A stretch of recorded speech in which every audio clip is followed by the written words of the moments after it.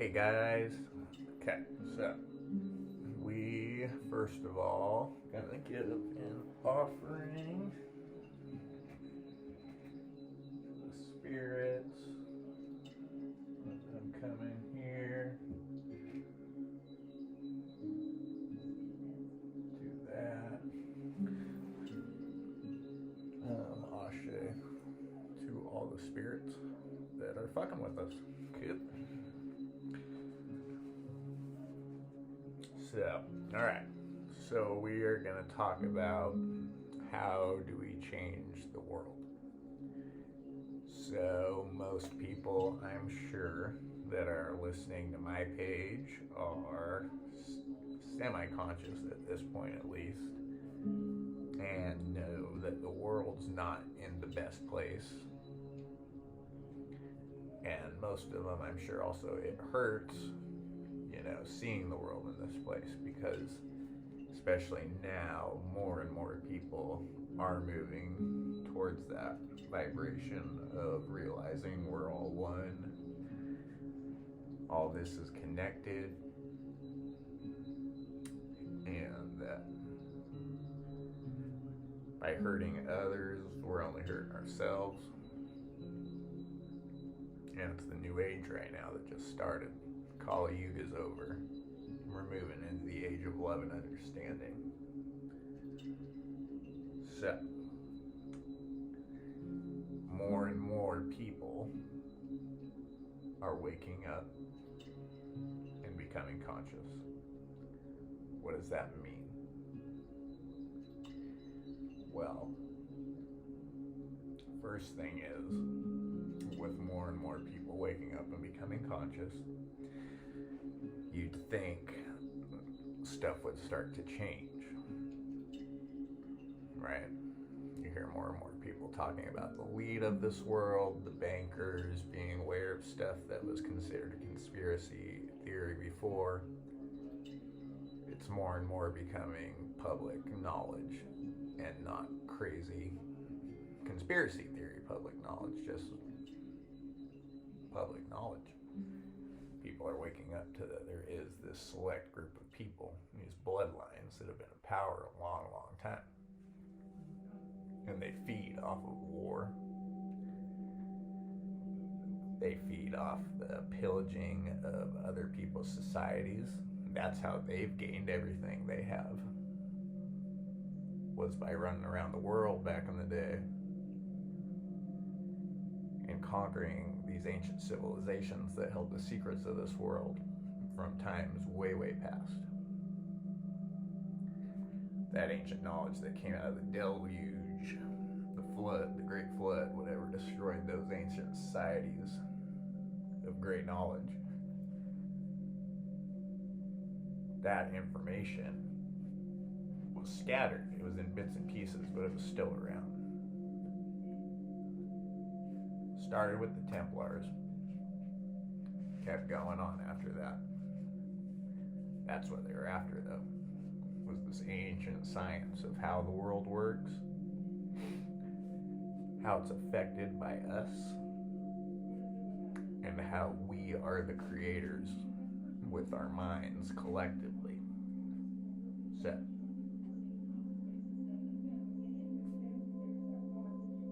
right now, we know that we do collectively create as a group with our minds. So, if we change our thought process, we change the things we believe about this world, things will start to change. That's why I believe there is a lot of people that have woken up now. There's more and more people that know what's going on, but nothing's changing. In fact, it seems to be getting worse, right? Take a look outside. It seems to be getting worse.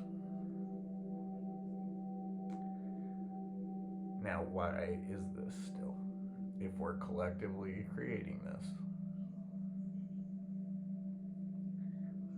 we're collectively realizing we don't want this war, we don't want this poverty, We want to live as one peaceful human family, but they won't let us.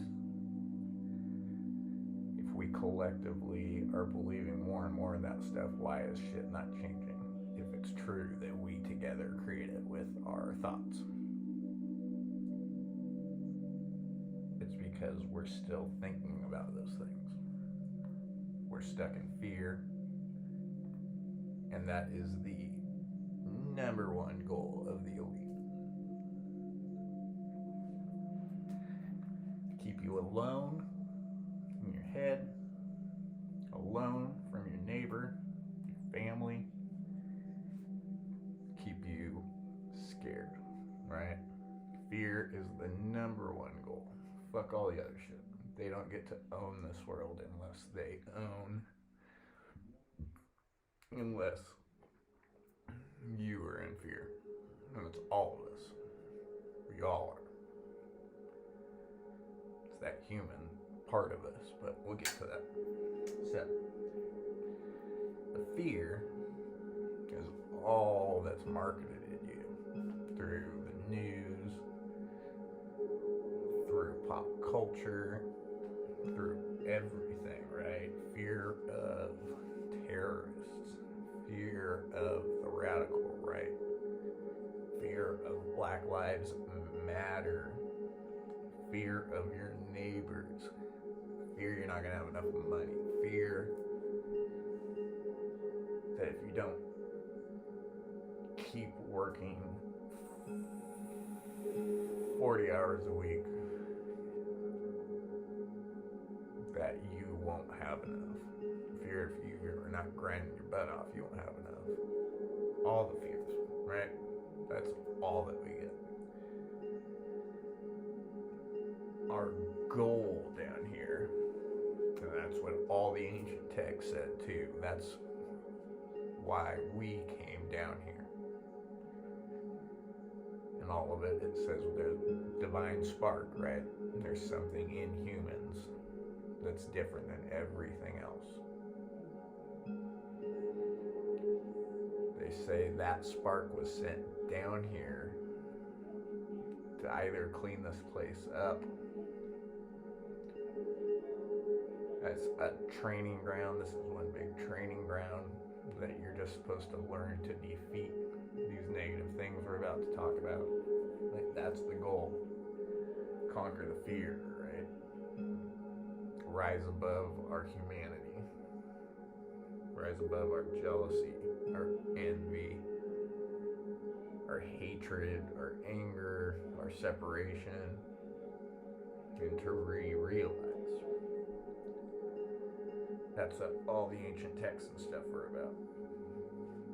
That's what all the old symbology, all the old myths of the half animal, half man, right? That's symbolic of the dualistic nature in us. We are half animal and we are half divine, creating intelligence, light. But we have a choice. So far, we've used that extra part of us to just act like we're fucking animals, right? So you're supposed to rise above that bottom animal half and become that divine human, perfected man. That's all that Baphomet represents. Well, Deuter, that's all he represents is the perfected man. The 5 points. 360. Okay. So, yeah, that's all the ancient symbolism was about. The descriptions of the half man, half animal. That was about your animal part of you and your divine part of you fighting against each other, and that's what you're supposed to. That's what we were doing down here. That is the journey. That is the hero's journey right there. The Zodiac. That's what the Zodiac represents, and that's why that shit's such a big deal. Now, yes, you do have one specific Zodiac that is aligned to you, but the Zodiac, originally, they represent to 12. So 12 in symbology represents time, represents the prison of reincarnation, um, of the earth realm, but some say the astral realm is included in that. That's just still a part of the same prison or reoccurring timeline. So, back in the day, the zodiac was all animals.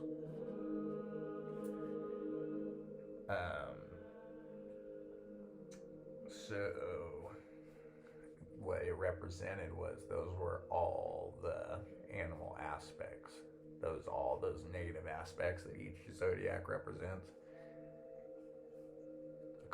To the illuminated man was supposed to go through each one of those 12 zodiac and conquer one at a time and conquer each of its negative aspects, and that was said to be perfecting the human being, rising above fear, rising above your animal nature, not fight or flight. Same thing with Kali. Kali's heads that she wears. Those heads around her. That represents your negative aspects. She is an energy. She represents the energy, the fiery mother who will help you destroy those shadow selves, those negative animal aspects of ourselves that we don't like, that we all see. Most of us. Some people are pretty damn completely ignorant to it, but that's just young souls or what, we're all at different places at all time in this cyclical journey we're in. So, but yeah, that's what the heads on Kali represent, the destroying of those negative aspects. She was to help you destroy them.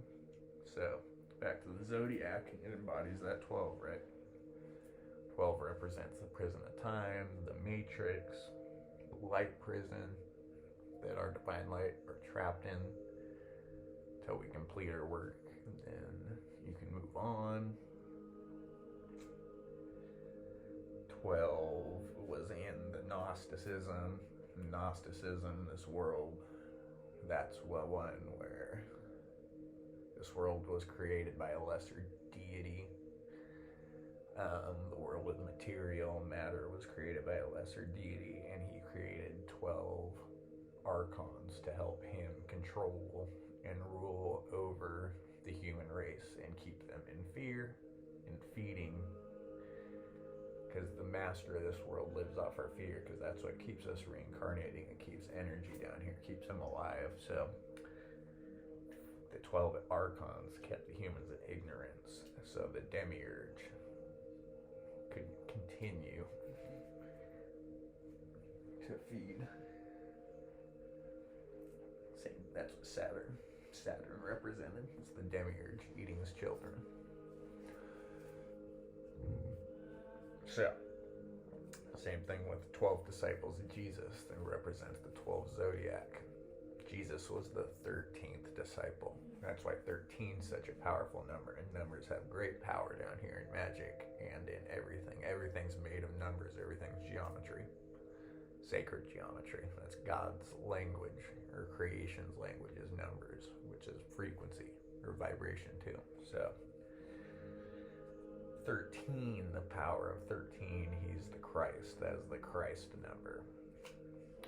Jesus, the 13th, disciplined his 12 disciples and rose above the heaven. He got to leave, no more reincarnating.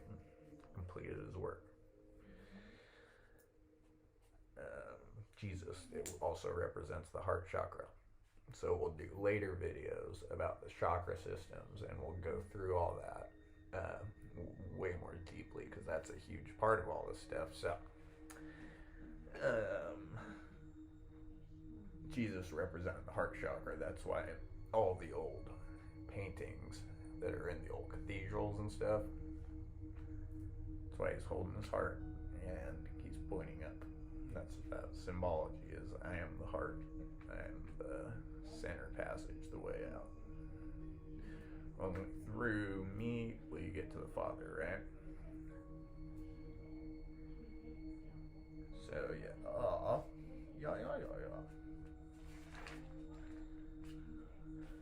So the elite manipulates the world to force people to stay in their lesser animal selves.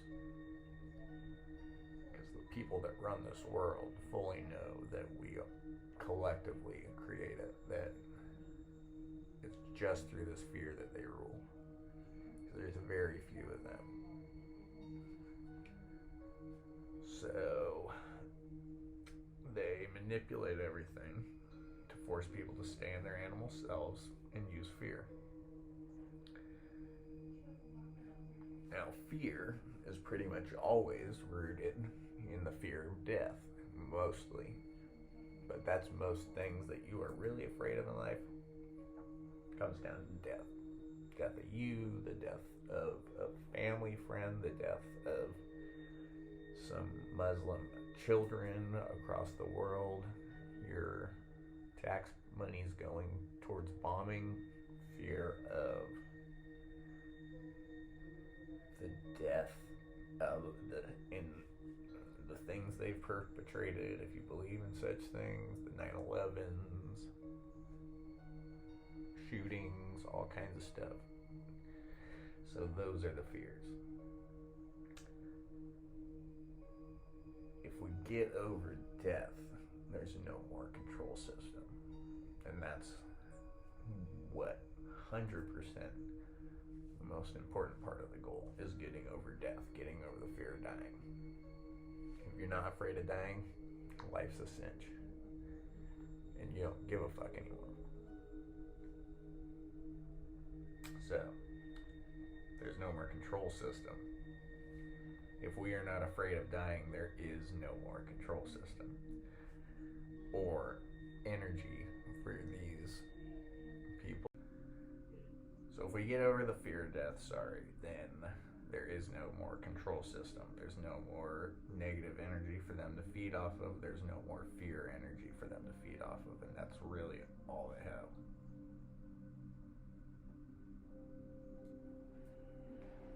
That and the fact that we are subconsciously assisting them with making this world such a piece of shit. So how do we get over the whole death thing? That's one of the biggest things, and that was one of my hardest things. And I can tell you with 100% honesty now that after my last 2 years of study, I do not give a fuck if I die. I am looking forward to it, to be honest with you.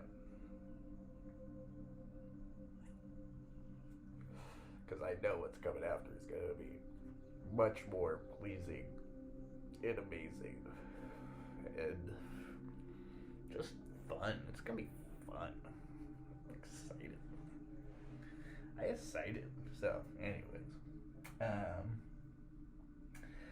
we get over it by studying it, like internalizing these things, understanding there's plenty of proof that life after death, solid, logistical proof. You just gotta believe.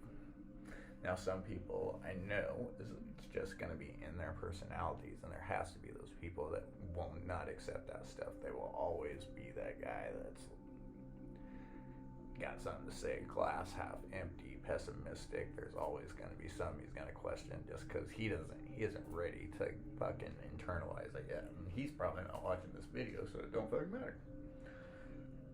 But those that want to understand it, the ancients, all their high science of this world, that's all they studied. All the Egyptian shit, all the Gnostic shit, it was about dying and not coming back. What we had to do to fucking leave this place, because they knew this place is a cycle of reincarnation.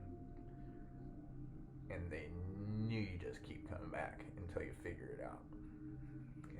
They knew. They thought this place was more of a mistake than anything, and they wanted to make sure they did not come back.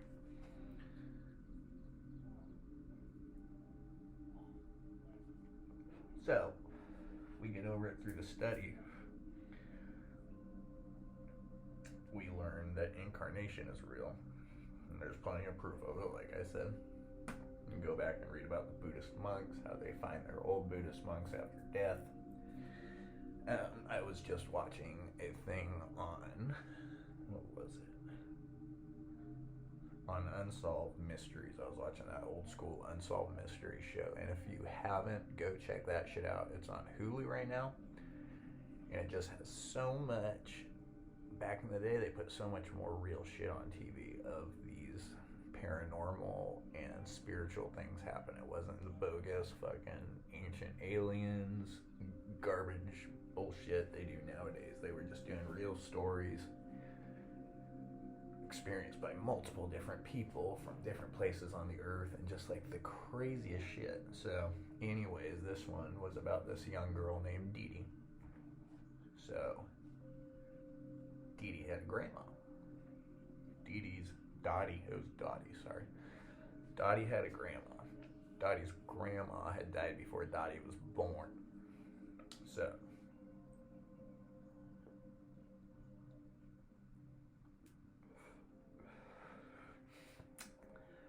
Dottie was with her mom, and they were driving to the supermarket. They came up to this intersection. Four-way stop. They stopped, and the little girl, who was like 3 or 4 at the time, was in the back seat. And she said to her mom, "Mommy, you need to be really careful right here. This is a very dangerous place." And her mom thought nothing of it. Was like, well, whatever. They drove on to the store, went about their day. So her mom was later talking to her. It was her great grandma. So her mom was talking to her mom, the girl's grandma. And she said, it came up somehow, and the grandma said that is exactly where the great grandma had died. And the little girl had no idea. She died in a car crash right there in that intersection, and the daughter didn't know that either. So anyways, they went on to further stuff that had happened to her. She met some old lady waitress at a restaurant they went to, and the lady walked up and she knew the girl's name, and it was like, "Oh yeah, we're friends, and I know you real well," and all this stuff. And they later found out that the great grandma had been, she ate at that restaurant all the time. And she knew that waitress for sure, because that waitress had worked there for like 20 years, and the grandma had only died like 10 years ago, and before that she would go to that restaurant like once a week. So there's stuff like that that proves the incarnation thing. And I know a lot of people say, well, that could just be some crazy explanation through the DNA memory, because we all carry our ancestral shit through our DNA.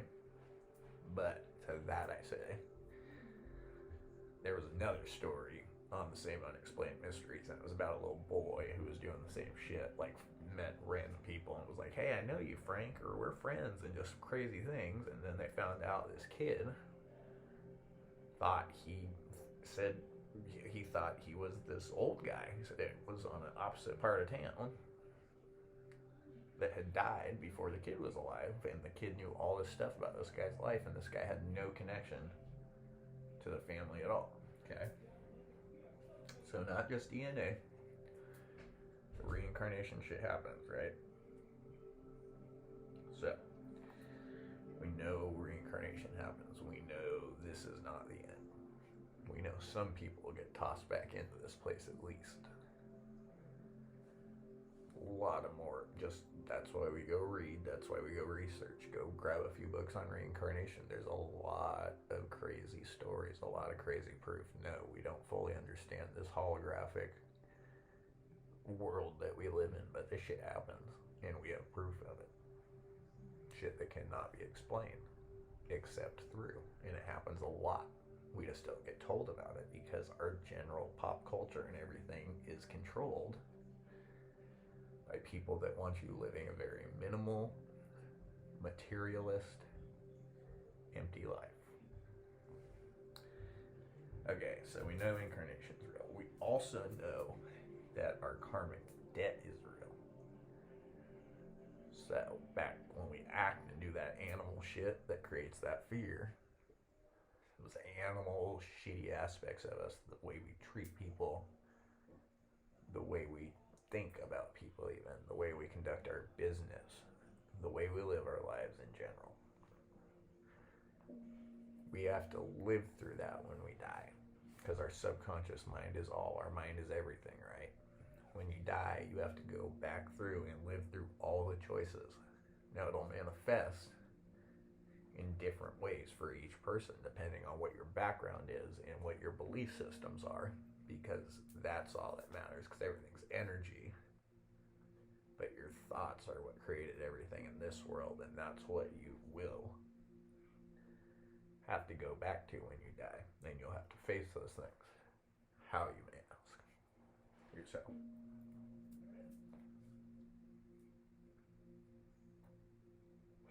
So I read Tibetan Book of the Dead and the reincarnate Tibetan reincarnation. Oh, I forgot what it's called. Tibetan Book of Afterlife. I'll get it later and I'll tell you guys. Anyways, so in that book, it talks about what happens to you when you die and accounts of people that have died, come back, and what the ancestors that have come back and talked to people after they've died, what they've said is going to happen. And what happens is you do have to go back through and live through whatever your mind went through. So I'll give you a for instance, and this was another one from Unsolved Mysteries. I'm telling you guys, watch that show. It's fucking great, especially if you like murder mystery stuff too, which I like that shit. So this other unsolved mysteries, there was this atheist professor at some prestigious college. He'd been a professor for 30 years, devout atheist. So he went on vacation to Europe with his wife, and while they were on vacation, he started having some kind of organ failure. He had to go into the ER in this tiny little town they were in. They could not perform the procedure he needed. He thought he was gonna die. He ends up feeling it coming on. So he's talking to his wife. He's saying his final goodbyes. He's saying, this is it. I love you. He didn't think anything else was coming to. He thought he was about to go into pure darkness because he's an atheist. He thought that was the end. So he goes black. He wakes back up. He said he's standing over his bed, looking at him in the bed with his wife crying over him. So he's out of his body at this point. Soul has left the body.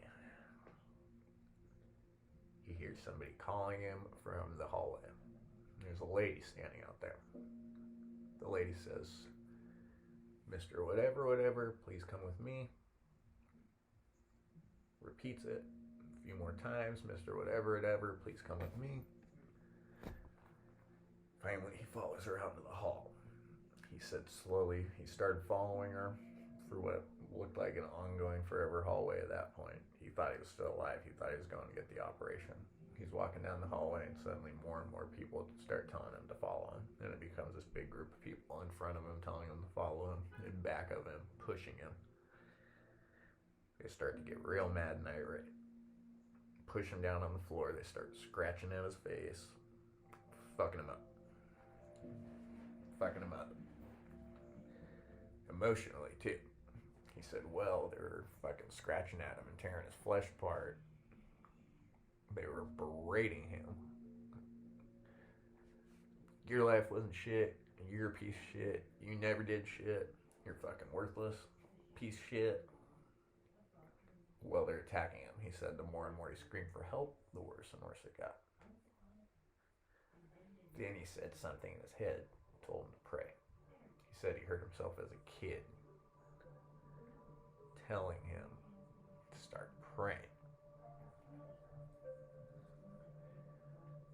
Flashback earlier in the episode. This guy was, no, Right? It paused at that point. Okay, and then it went to him saying, okay, when I lived, I was a fucking piece of shit. He said he used fear and manipulation to get everything from everybody. His wife, his kids, people he worked with. He said he was a fucking asshole, and that's how he got shit done.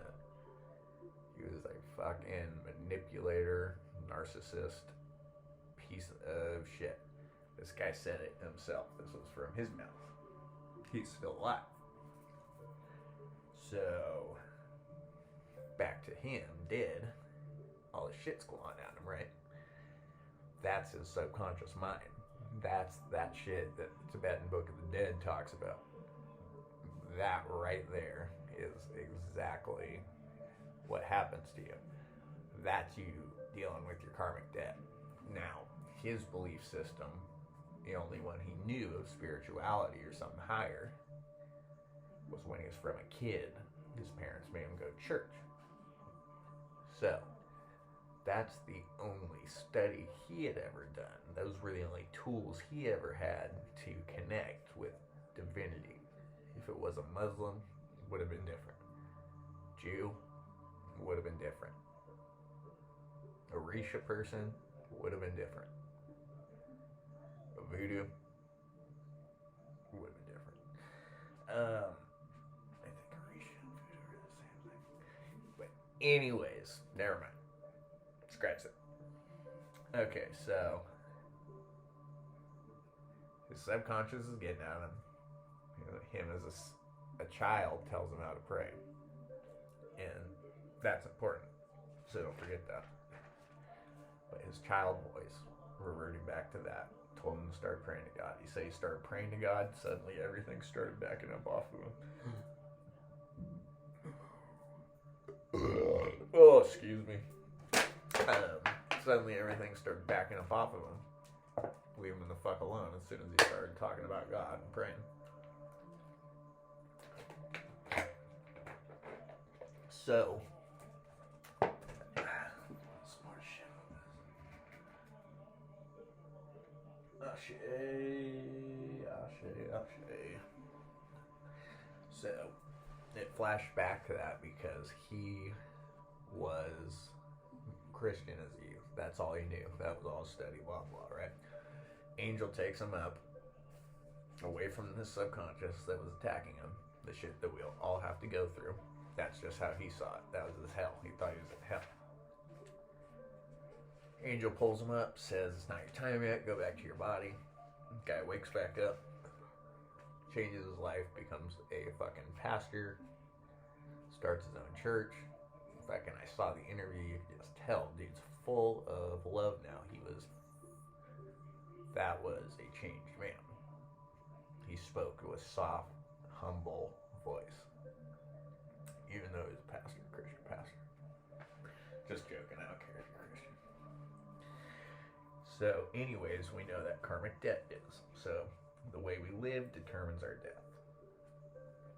So, to really not fear death, after we understand it's not the end, is to understand we're going to have a good one. We need to rise above the animal self and destroy those fears. Once we rise, we will no longer fear death. And we can release all those dead beliefs. That's when we change the world. Once we all start truly not giving a fuck about dying. Because in this world, doesn't matter that much to you. Like, it's cool, whatever. But if you know you go on after this, and this is a very minuscule and low vibration, that's why things are of matter down here, where in other places it's light and energy is the lower place. I believe this is a learning ground. I don't really think it was an accident per se. I think we came down here to fully embody love and to understand that other opposite. This is a world duality. It goes both ways. I think we came down here to be able to understand it and really take it back to wherever we're going individually, to this as souls or pieces of the divine thing, we're going to take that back. It makes better. So, but once we release that fear of death, we don't give a fuck about the world anymore, really. In the sense of we're impartial to it. We don't hate it, we're just impartial to it. We don't, it doesn't matter. We know we go on after we die, and they can fuck it up, blow the motherfucker up. I don't care. We get to go faster. The fuck. Now, when we don't care anymore, I think that's how we change the world. I really do believe if we just stop giving them our attention, and I'm more guilty of this than anybody else. I am the conspiracy fool.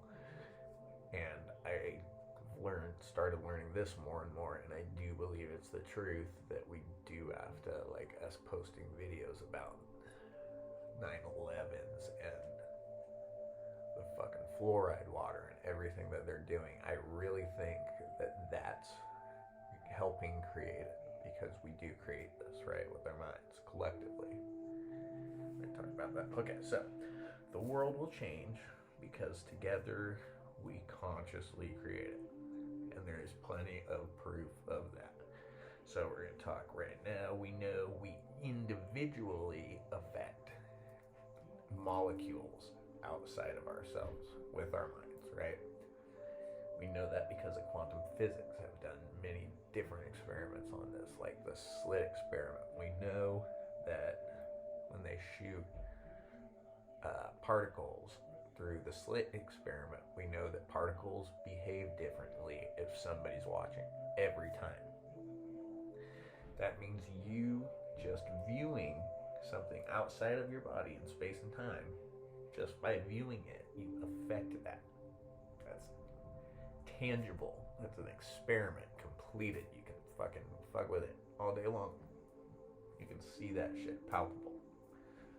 When we look, we blast fucking these fucking particles, molecules and shit out of this cannon. They blast it through two slits, right? It makes one pattern when nobody's watching. They think it all goes in real, and then when somebody's watching, they all spread out.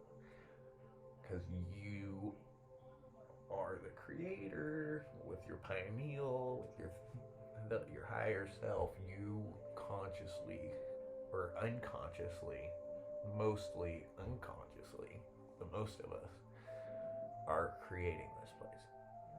Whatever it is, this realm needs us to function. I do believe that. So that's how we know individually we affect ourselves. Hold on one second. So we know that's how we consciously affect things outside of ourselves. Provable, right? Okay, so we also know that what our individual thoughts are have an effect on the way we affect those molecules outside of ourselves. And that was proved by the Japanese scientist. Dude, I want to say Yakamoto. I cannot remember though. But just look up snowflake experiment. You'll find it. So this guy did an experiment with, he had water in certain containers, and in each container he would focus intention into. He would focus love into it, or he'd focus hate into it. He'd focus peace into it, or he'd focus war into it. In each one of these individual containers, he would focus his thought on that at the water, which is crystalline, which is programmable, super programmable.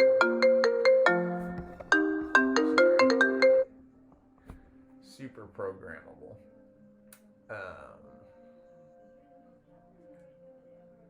Crystals are, right? And we'll do another video on crystals and stuff way later on. But he also wrote underneath each one of those containers what he was thinking. So he wrote love or peace or war or whatever. Now he froze these things, and then he took a microscope to them later on.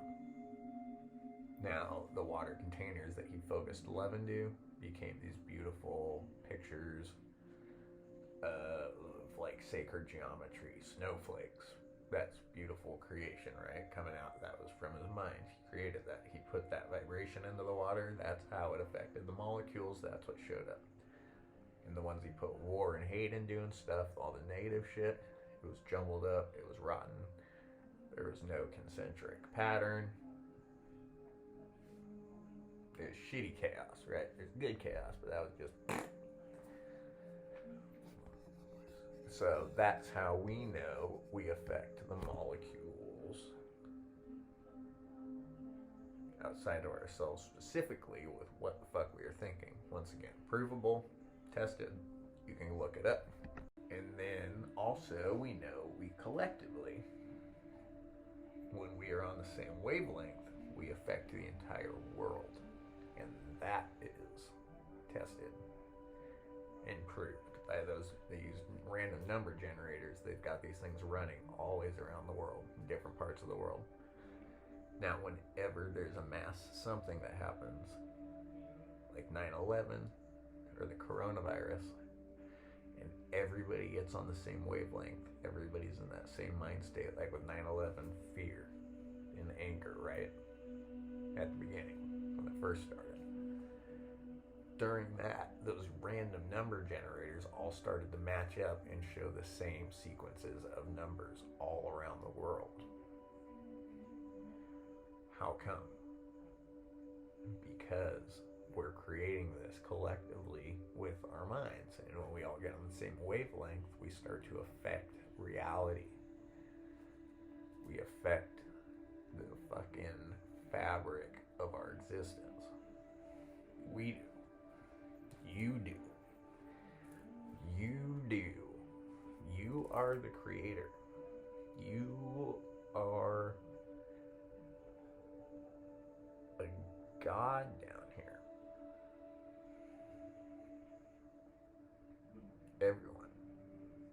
And we all have a responsibility to take this shit seriously. So, that's how we know when we line our thoughts up and we all get on the same wavelength, we actively change the world together. So, they have us scared and putting out energy towards the things we hate. That's why the world hasn't changed. We're continuously creating it. The more we continue to participate in the government, participate in the flawed politics we know that are rigged, and it doesn't even fucking matter. It's a stage show. Participate in the religious systems that continue to do the dirtiest shit in this world without any repercussion because we're thinking about it. That's why it never changes, because that's what's on our minds. So the universe, it doesn't understand that you like or dislike something, right? You may be anti-war, but the universe only understands vibration. So if you're thinking anti-war, you're still sending out a vibration and energy towards the frequency, the energy of war. Everything's a frequency and an energy. Everything. That's what these guys were made. They are physical descriptions of these energies so we can better understand them. They are symbolic, so our subconscious can... The subconscious speaks through symbols, repetition, and fear. The symbols speak to our subconscious mind. They explain and show energies to us, right? They are descriptions of energies that exist, because everything exists in your mind, so this shit exists in you. And by tapping into it, you can activate these certain energies. Like, everything's a frequency, everything's an energy, including abundance. If you activate abundance within yourself, you will constantly have it. I guarantee you, you will want for naught ever again. Ever again. It's as simple as changing your mind. Change your mind, change the world. So, the universe doesn't understand, speaks in frequency.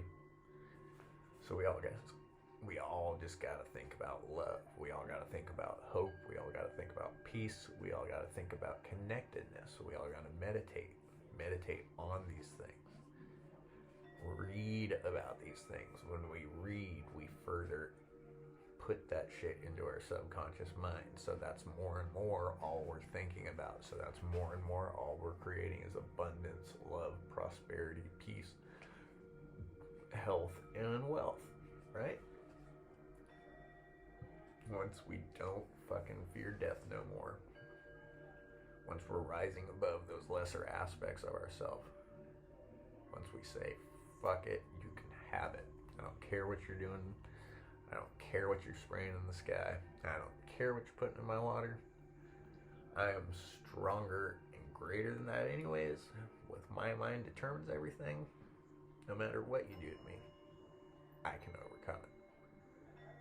I can change my genetic structure to work with, adapt to, and elevate above anything you do to me.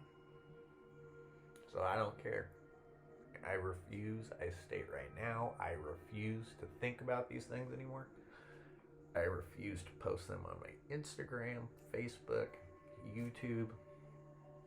I promise now, all I will talk about, all I will think about, I will strive towards and try to put into my mind is love, understanding, peace, hope, health, wealth. That everybody recognize the divinity in them and that we will all overcome this.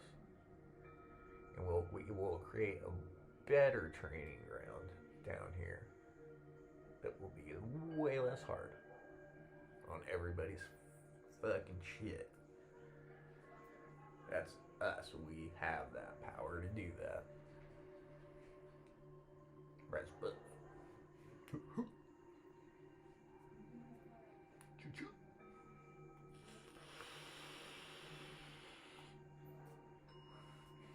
Rising above, we're gonna rise above, we're gonna rise above, we're gonna rise up, we're gonna rise up. Okay. So this is also why all these conspiracy theorists and shit are allowed to exist. Which, it was the first step to waking up, so I'm glad I saw it. But that's why Alex Jones is allowed to rant and rave and shows up everywhere, because he spouts out nothing but fear and you're fucked. Fear and you're fucked. And you need to concentrate on the system, and we need to change this system. And if we don't, we're fucked. That is 100% acceptable to them. In fact, I think they do it on purpose. I think they let those people go out and speak a certain level of truth and put fear behind it and make the men of this world that do perpetrate this stuff seem far more like fucking supernatural, you know, like reptilians and all that shit. Gives them power. They're really just a bunch of decrepit old men that figured this shit out and kept it from the public by raping, pillaging, burning, imprisoning people for thousands of years. Right? So, how do we change it? We lose that fear, and we revert back to the way we thought as children. As one of the main root things that you do in most spiritual practices and stuff at the beginning is you have to get back in touch with what they call your inner child. That is your childhood consciousness. That is that divine, innocent, loving part of you that existed in everyone when we were first born. That was quickly drilled out of most of us. Some of us younger than others. I gotta say, I've been lucky. I've been an immature motherfucker my whole life, and I was a lot better, I can say, at holding on to that part than a lot of other people. But it got drilled out of me too. I fucking was a heroin addict. I went through some dark times in my earlier life. But we got to revert back. We got to get in touch with that inner child again. We have to remember what it was like to be in that state of mind. Because in that state of mind is when we were most imaginative as well. Right? And if we create everything with our minds, what is the most important thing down here? Your imagination. Imagination is everything. So, if we create with our mind, imagination is everything. And it's drilled out of us as quickly as possible. Now, from ages 1 to 7, we're in alpha state as kids. Alpha state is when our minds, our egos are not in the way, and anything can get directly to the subconscious mind, which the subconscious mind is our direct connection to the etheric world, which creates this world that we observe out here. Shit gets channeled through our subconscious back out there into the astral world, if you will. Flows up with the energy, and then it trickles back down from the astral world, and that's how it gets created into the material world. From us, out, back down. Circle, baby. It's that fucking circle. 12. So from ages 1 to 7, we are in constant alpha state. That's what we go into when we meditate. That's why we meditate, to reprogram the shit we got programmed into when we were kids. The shit that taught us we were not magic beings, that nothing is special, that this is just a world that is a product of evolution, chance, everything that atheists believe, right? Before he died and had to go through his shit. So 1 to 7. And that's why they also sexualize kids so fast too. More and more. That's why they want transsexuals in the preschools. And I have no problem with anybody's life choices. Zero. You do whatever you want. If that's what your soul is, that is what you were meant to be. I believe that. And I do not give a fuck what you do. But trannies in classrooms, it's a sexualized thing already, the way it is. It'd be the same if it was heterosexuals going in there telling stories about their sexual shit. It's the sexualization of the children at a young age that destroys the imagination quickly. Read A Brave New World. That was written by Aldous Huxley. He was an admitted secret society member. He ran with the elite. He knew what they wanted to do. He wrote a book about it. Read that book. You'd be surprised how close we are to that shit today. But one of the main things in that book, when the kids, like in 4th grade, they didn't have parents. They're test tube babies, first of all. And then in school, as young kids, one of their tasks was to go fucking diddle each other in the bushes. They wanted them to do that. They wanted to get early sexualization. Destroys the imagination. Destroys the proper growth we need. So that's why that shit gets drilled into you earlier and earlier, because you're in alpha state and everything goes straight to the subconscious mind. And then you help create reality with that subconscious mind. In that Unsolved Mysteries I was watching about the reincarnation, they said that the kids mostly remember that shit from ages 3 to 7 is when they start remembering their past incarnations.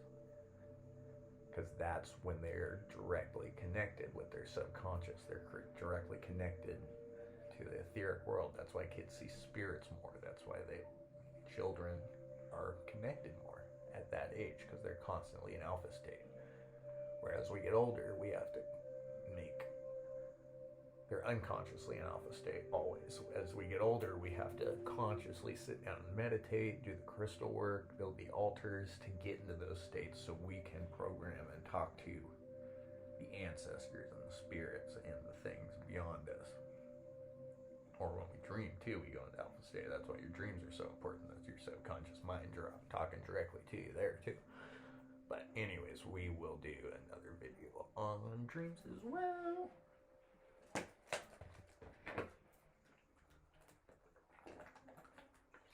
Alright.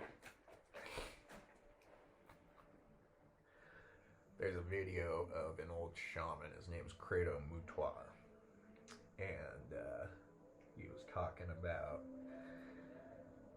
how it was known back in the old Africa that when you were younger you could openly see the spirits and stuff. And he talked about how that when the priests and stuff started coming in and vaccinating the children, that they started, that's when they would stop seeing spirits. So something in the vaccines as well, the heavy metals, I don't know what it is, but something in there directly attacks the brain and breaks off that connection you have.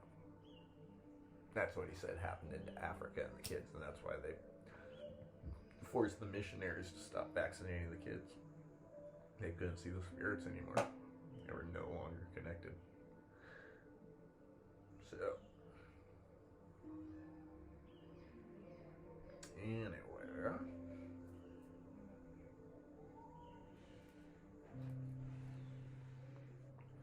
Right. So, you gotta get back in touch with your inner child. You gotta start being more imaginative. I pretend my fucking car is a spaceship. Go back and take a bath again with your toys. Play with your toys. Do anything. I got a stuffed animal in our bed now that we sleep with. I'm telling you, I do crazy shit. Ask my fiance. I fucking do that shit. I learned all this shit from my magic teacher and all the shit I learned. He did that shit too. You watch shows that you watch when you were a kid. That's why nostalgia feels so good. You're just touching back into a piece of that. So the more and more you do that, the more and more you will revert back to childhood. Meditate. Put meditate with that old music on. Go back. Go way, way back. Okay. Sorry. So, other ways we do it. Chakra work. And we'll do a video on chakras. I promise soon. And we do our altars, all this shit.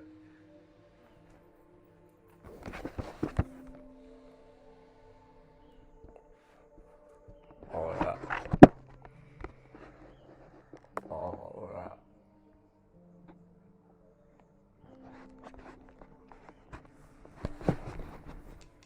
All these guys.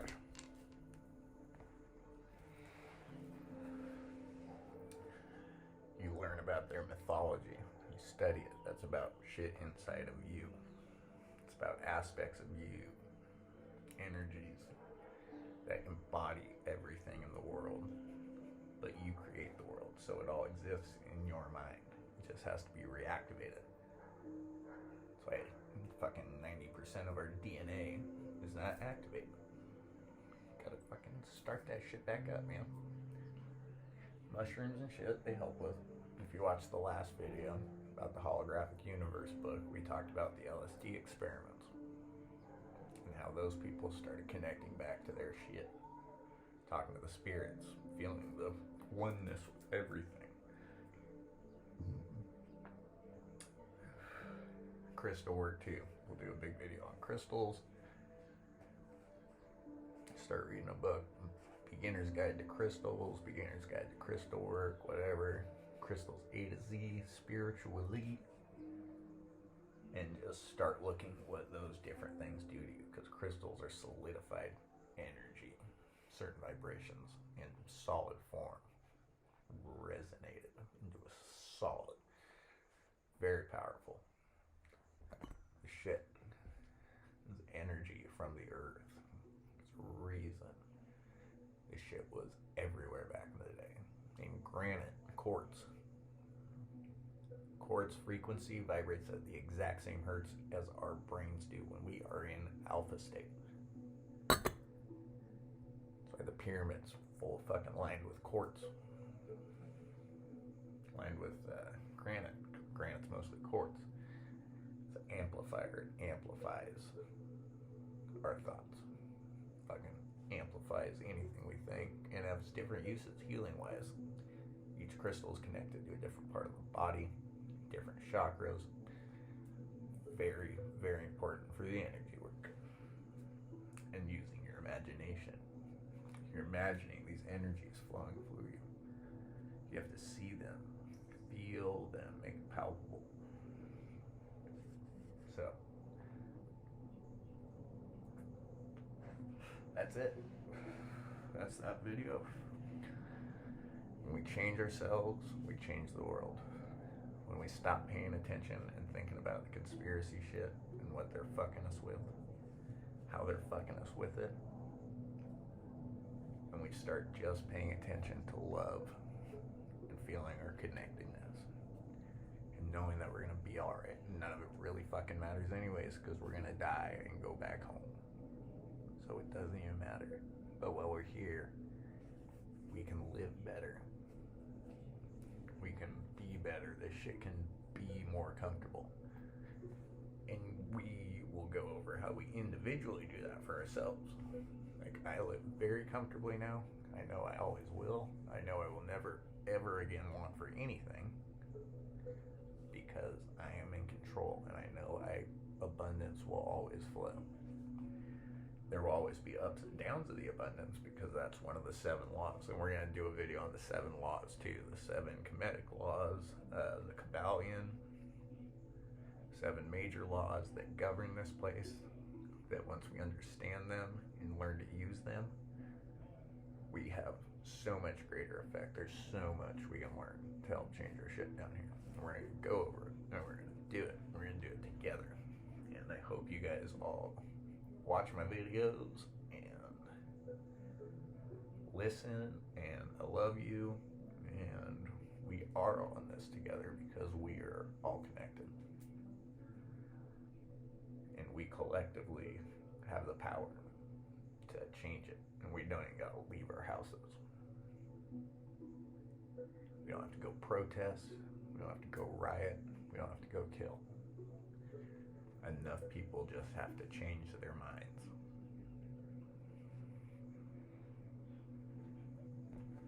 I love you guys. Guys, see you next time. Peace out. Thanks to the ancestors. Thanks to the spirits for watching over us. Thanks for helping me do this video. I'll see you guys next time.